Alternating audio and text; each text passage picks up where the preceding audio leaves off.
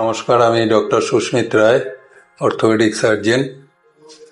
হাঁটুর ব্যথার কথা বলতে গেলে প্রথমেই বলতে হয় হাঁটুর ব্যথার কারণ হচ্ছে আমাদের হিউম্যান বিংয়ের ইরেক্ট পশ্চার।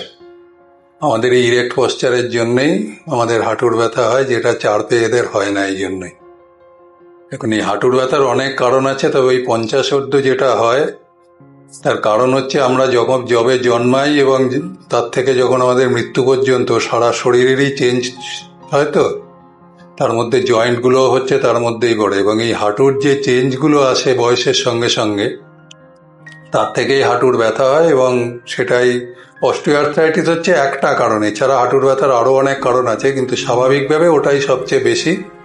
এবং এই অস্টিওআর্থ্রাইটিস হাঁটুতে আমাদের দেশে মানে এশিয়ান সাবকন্টিনেন্টে এটাতেই বেশি, কিন্তু ইউরোপিয়ান সাবকন্টিনেন্টে ওদের হিপটা বেশি হয়, আমাদের এখানে নিটা বেশি হয়। এখন এই নির যে চেঞ্জ, যেগুলো ডিজেনারেশন শুরু হয়, সেগুলো অ্যারাউন্ড 30 ইয়ার্স শুরু হয়।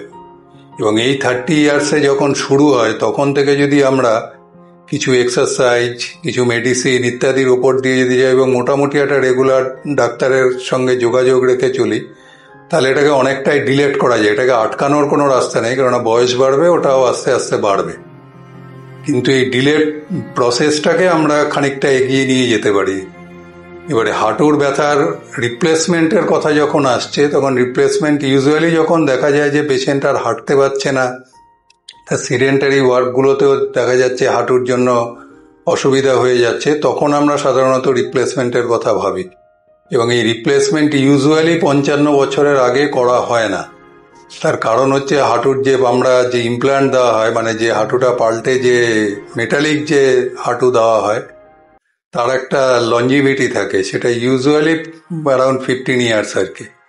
সেই জন্য 55 বছরের পরে যদি করা হয় তাহলে মোটামুটি পেশেন্ট 70, আমাদের লাইফ এক্সপেক্টেন্সি মোটামুটি অ্যারাউন্ড 75 ইয়ার্স, তাতে সে ওটা নিয়েই চলে যেতে পারবে আর কি। এখন যদি আর্লি কখনো করা হয় তাহলে সেক্ষেত্রে আমাদের আবার রিভিশন সার্জারির দরকার হতে পারে।